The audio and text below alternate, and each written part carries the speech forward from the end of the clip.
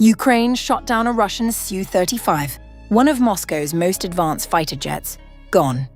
The same night, Ukrainian drones hit oil depots in Stavropol and Tver. And Sweden's Gripen jets are coming, carrying Meteor missiles that outrange anything Russia's pilots currently face. Ukraine is fighting this war in the air, behind enemy lines, and winning more of it.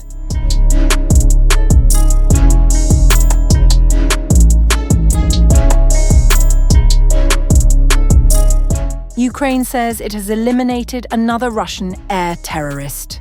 Kyiv claims its forces have shot down one of Russia's most advanced fighter jets, while simultaneously launching fresh drone strikes deep inside Russian territory. As Ukraine intensifies pressure on Moscow's military and energy infrastructure, it is also preparing to deploy new weapons that could further challenge Russia's dominance in the skies. Ukraine's Air Force announced that it had shot down a Russian Su-35 multi-role fighter jet in the eastern direction. In a brief statement on social media, the Ukrainian Air Force declared that another Russian air terrorist has been eliminated. Later, Ukraine's 3rd Army Corps said the aircraft had been destroyed within its area of responsibility and released video footage that it said showed the burning wreckage of the fighter jet. The Su-35 plays a key role in Russia's air campaign, regularly launching guided glide bombs against Ukrainian positions while remaining inside Russian-controlled airspace. However, that advantage may soon face a new challenge. Ukraine is expected to receive Swedish Gripen fighter jets equipped with long-range Meteor air-to-air missiles, capable of engaging targets at greater distances than any missile currently available to Ukrainian pilots. According to Ukrainian military aviation expert Andriy Karuk, the extended range would have both a physical and psychological impact on Russian aviation. That extra range could help blunt one of Russia's most destructive weapons by pushing Russian pilots to drop guided bombs from farther behind the front line, shrinking how far those bombs can reach. Here, there are two factors: material or physical, and psychological. The psychological factor is constraining Russian aviation because of the danger or fear of being hit. This would force them to move the lines from which they drop guided aerial bombs deeper into their own rear. While claiming another success in the air, Ukraine also continued taking the war deeper into Russian territory. According to Russian Telegram channels, Ukrainian drones targeted oil infrastructure in multiple Russian regions during the night of July 9th. Images and videos shared on social media appeared to show flames and thick black smoke rising from a Lukoil-owned oil depot near the town of Mikhailovsk in Stavropol Krai. Drones were also reportedly seen approaching the facility before the strike. Regional Governor Vladimir Vladimirov confirmed that an unspecified industrial facility had been hit during a wider air raid alert, although he did not provide further details.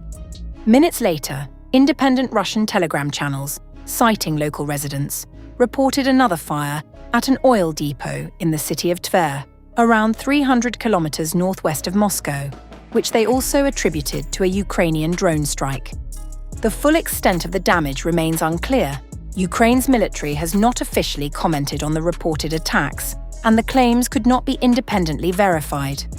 Kyiv considers Russian energy infrastructure to be a legitimate military target, arguing that such facilities provide both fuel and financial resources for Moscow's war effort.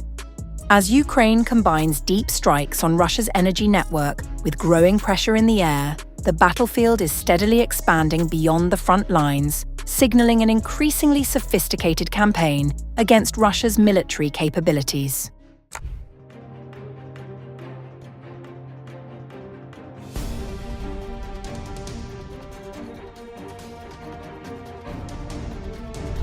Eight Russian fuel tankers bound for occupied Crimea were struck overnight, as Ukraine's drone forces intensified their campaign against Moscow's sanctioned shipping network. According to Unmanned Systems Forces Commander Robert Brovdy, pilots from the Kairos unit, part of the 414th Separate Brigade, carried out the strikes in the Sea of Azov, hitting 8 tankers alongside a dry cargo ship and a ferry. The Shadow Fleet is leaving the chat. Overnight, pilots of the Kairos unit from the 414th Separate Brigade Magyar's Birds struck 8 tankers from Russia's Shadow Fleet. The battle for fuel supplies to Crimea in the Sea of Azov continues. According to Ukrainian media, all 8 vessels are under international sanctions, part of a fleet Moscow uses to move oil despite Western restrictions. The tankers measured roughly 140 meters in length, with a dead weight of around 7,000 tons, and were built between 2006 and 2012. 7 have been identified so far, including Venus 3, the Sanar 1, and the Kliminer. The 8th remains unconfirmed. Brovdi said the same overnight operation struck 58 military targets across Russian-held territory, along with energy infrastructure and logistics hubs supplying the peninsula.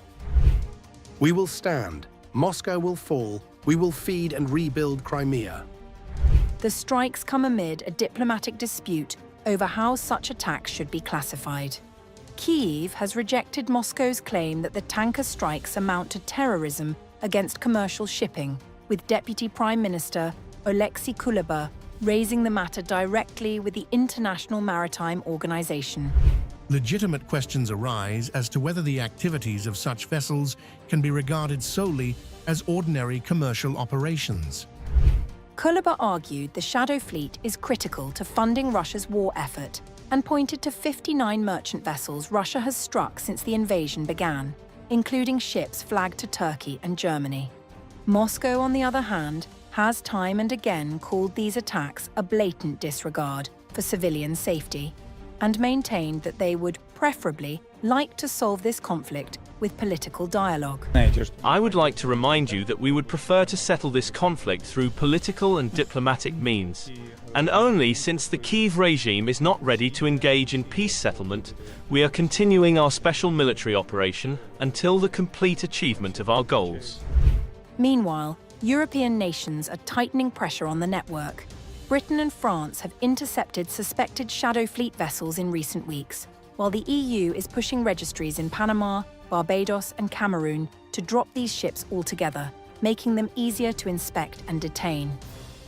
Despite the pressure, industry estimates suggest the fleet has grown past 1,500 tankers, still finding routes to keep Russian oil reaching global markets.